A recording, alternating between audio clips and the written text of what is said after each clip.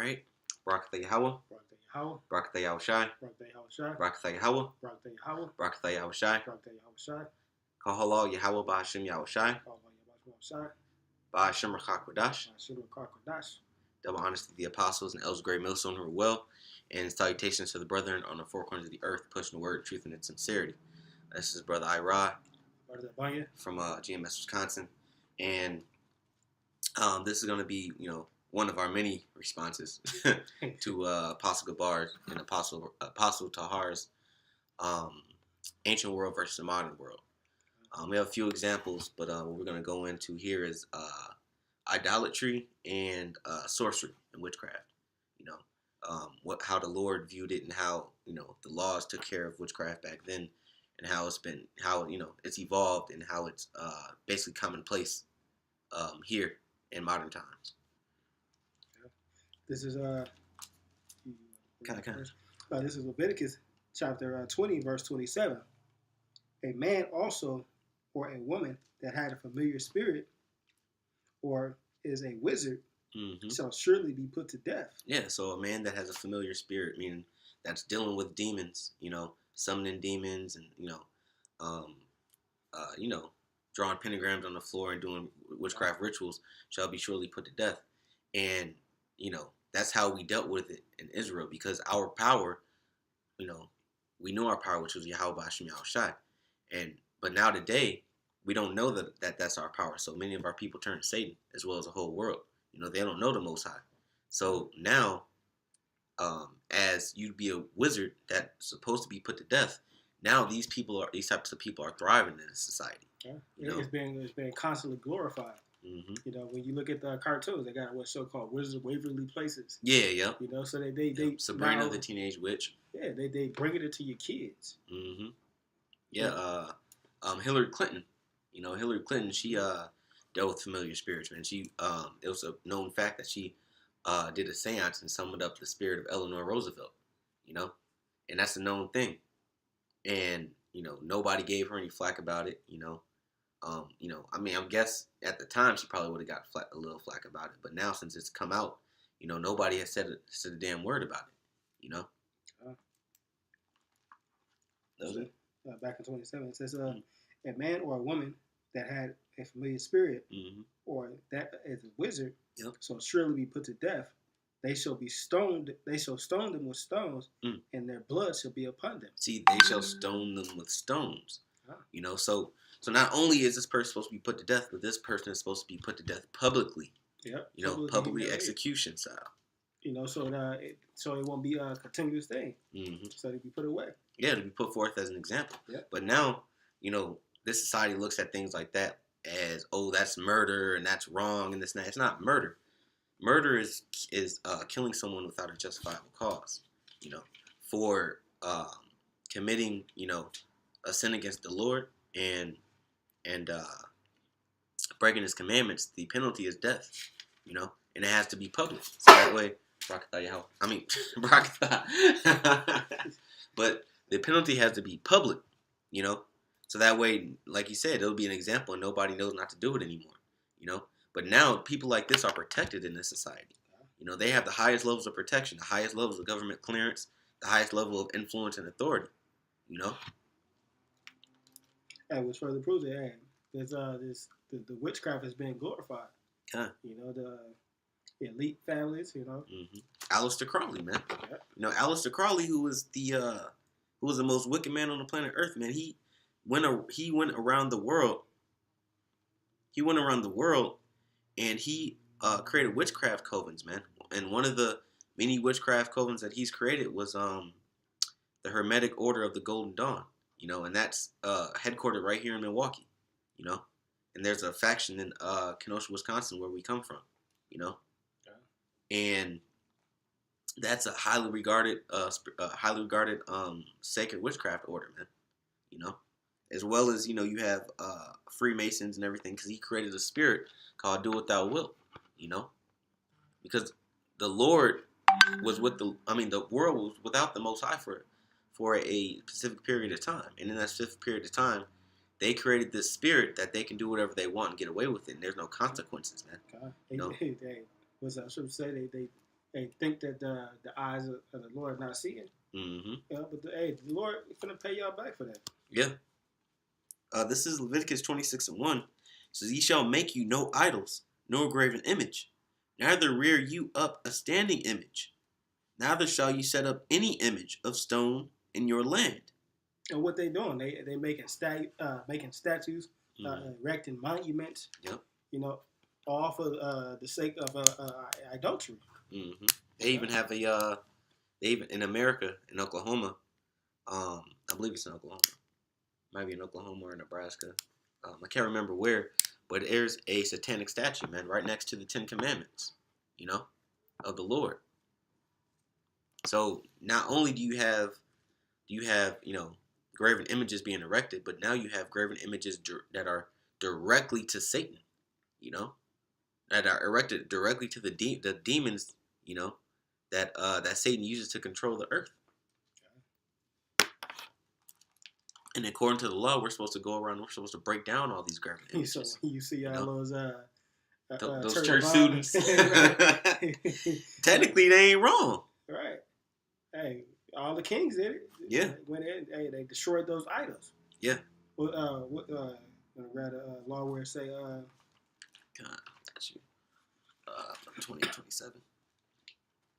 This is Leviticus chapter 20, verse 27. It says.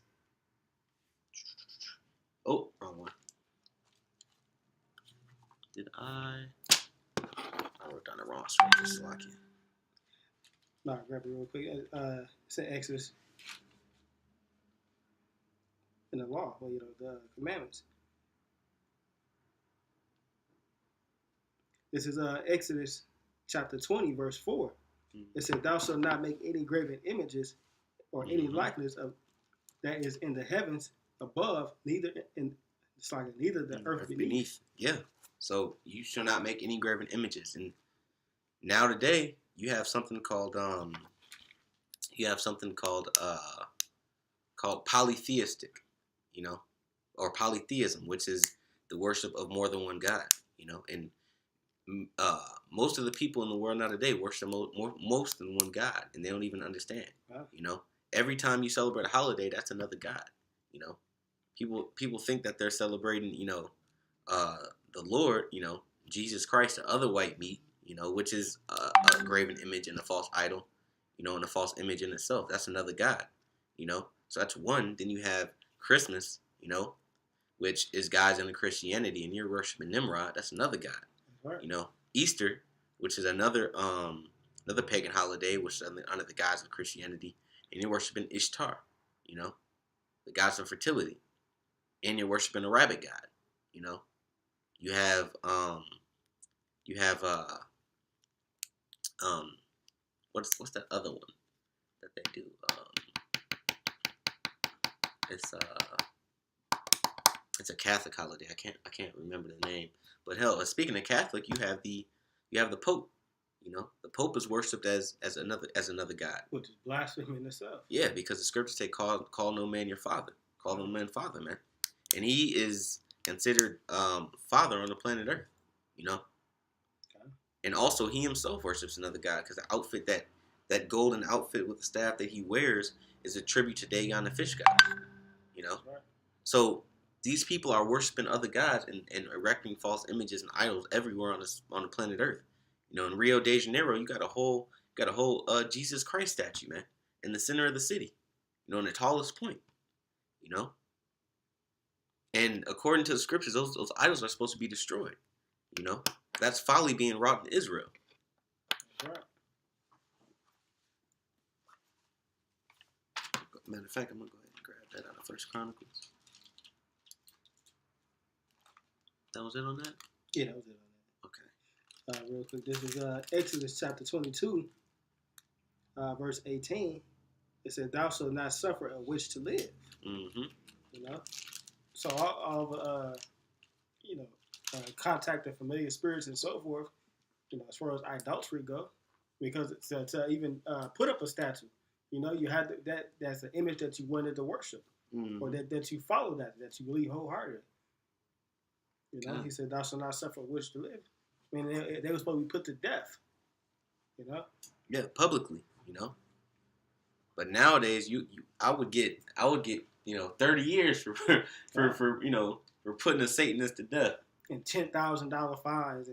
And but really, when you think about it, those mass shootings in the churches are nothing but judgment, because really, those people that shoot up those churches ain't doing nothing wrong, according to the scriptures, because all those people are supposed to be put to death, in the right place at the right time. All right, publicly. Right.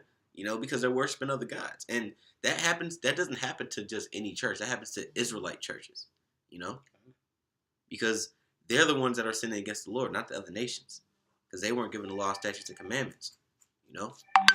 This is 2 Chronicles 34:1. This says Josiah was 8 years old when he began to reign, and he reigned in Jerusalem 31 years. And he did that which was right in the sight of the Lord, and walked in the ways of David his father, and declined neither to the right hand nor to the left. For in the 8th year of his reign, while he was yet young, he began to seek after the Most High of David his father. And in the 12th year he began to purge Judah and Jerusalem from the high places, and the groves, and the carved images, and the molten images. So he went on a purge, man, and broken down all of the graven images that was erected around Israel, man. From the last king. He went and broke down all the graven images. So now today, if we were to go around into these Christian bookstores and these art galleries and in these churches, and to burn the churches down and to destroy the false idols that are being sold in these trinket shops and all that, we get hit with mass fines and vandalism. That's right. But that's why a lot of these churches are being burned down. They can't explain why the church downtown. Oh yeah. We were talking about that the other day. Why they caught fire? Hey, the Lord sent judgment on this place. That's right. You constantly seeing church fires. All these idols being burnt down. Yeah. Hey, that's because, like I said, that's because the Most High is sending judgment on this place. That's right. It says, and they break down the altars of Baalim in his presence, and the images that were on high above them, and cut down, and the groves, and the carved images, and the molten images he broke in pieces, and made dust of them, and stowed it upon the graves of them that had sacrificed unto them. So he went and destroyed all the idols, and ground them to powder, and sprinkled the ashes on the graves of the people that worship these gods.